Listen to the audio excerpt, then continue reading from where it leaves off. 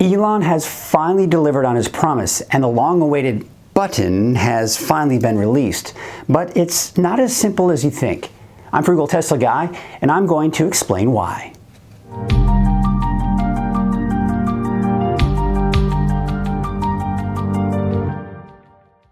What seems like ages and ages ago, several Tesla owners were given the opportunity to trial FSD Beta and give feedback to Tesla to help make improvements, so people like you and me could finally get our hands on it. To all of those beta testers out there, thank you for your service. All kidding aside, they actually did play an important role. They were given the task to put FSD Beta through the ringer, and Tesla used all of that real-world data to make improvements and eventually release a version that was suitable for the masses. In the meantime, we kept getting promises of a full release only to be disappointed time and time again. That is, of course, until now. The not-so-sexy button was finally released with a software update version 2021.32.22 or later. You push the button, agreed to the legal terms, and you were good to go. Nope. Because if you read those terms closer, you still don't actually have the FSD Beta software.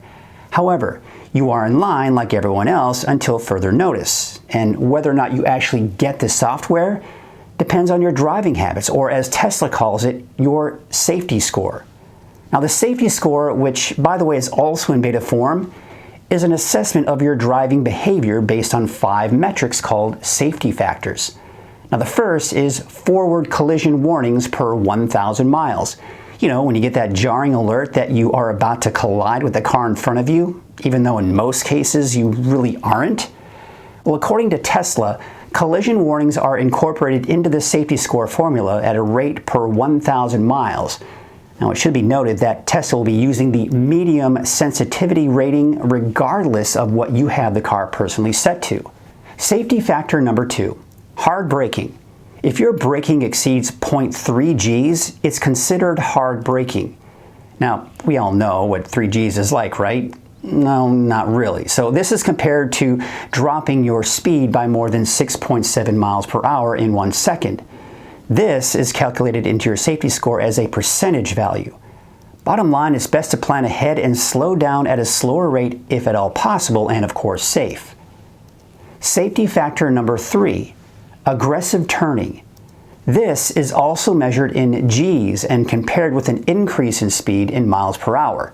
But to make things simple, just do your best to slow down on sharp turns.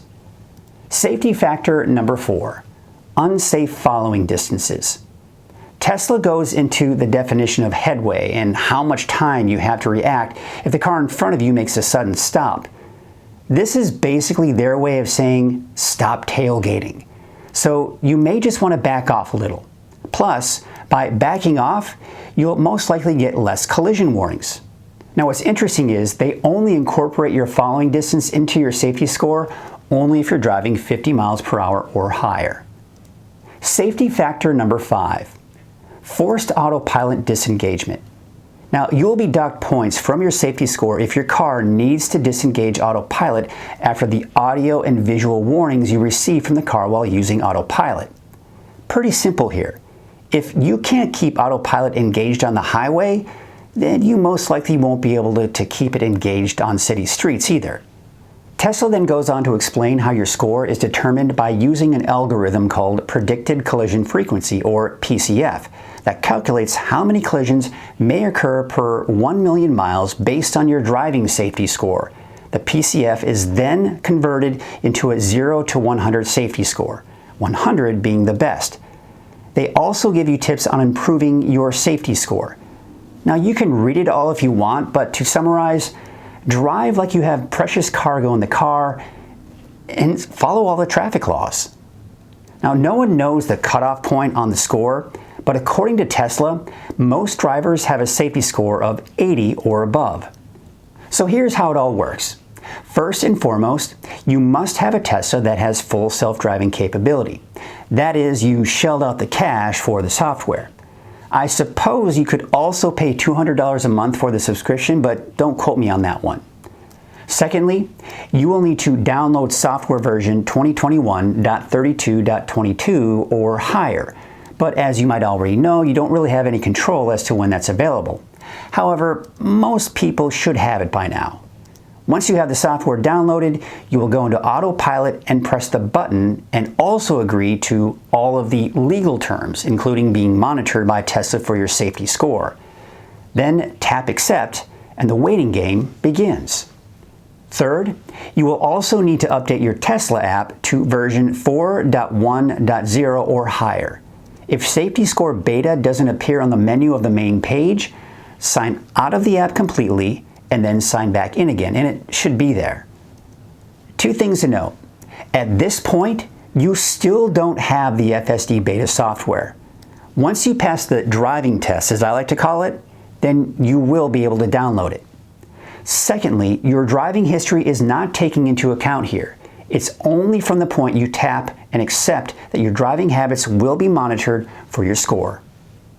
Upon opening the Safety Score page, you most likely won't have a score unless you have at least driven more than 1/10 of a mile. From here, you will see your score for the day, which will adjust accordingly each time you drive that day. Below that, you will see the scoring factors we just discussed. Green is considered safe. Yellow is less safe, with room for improvement to help increase your score. And red is considered unsafe and will reduce your safety score. By tapping on the arrow on the far right of each scoring factor, you will get a history of your scores. At the very bottom of the page, you can tap Daily Details for a history of your total score, along with how many miles you've driven. You can also narrow it down to each individual trip by tapping Trips and the arrows to the left and right to scroll between trips. Tesla has also added a safety score simulator, so you can have an idea what will happen to your score if you should start slacking off on being a stellar driver. This is something that I encourage you all to play around with because it will give you a sense of what will happen to your score if the unforeseeable happens. For example, you're allowed 7 forward collision warnings a day before you're put in the yellow. But if you get just one disengagement of autopilot, you're in the red. How long will we keep checking our score until Tesla decides whether or not we're worthy? I'm not exactly sure. Elon did state on Twitter that it would be a week, but according to Tesla, they combine your daily safety scores, which can be up to 30 days. So Elon may have been correct in that some may be lucky enough to get FSD Beta after 7 days, while others may need to wait longer.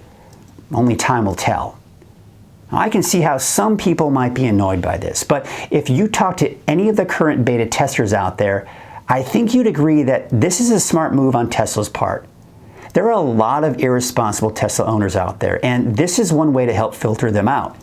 The good thing is, if they practice good behavior just to get FSD Beta, Tesla can still take it away for bad behavior. Well, tell me what you think about this unexpected move by Tesla in the comment section below, and how long you think we'll be in this trial period. Well, until next time, you know the drill. Like, subscribe, and stay positively charged.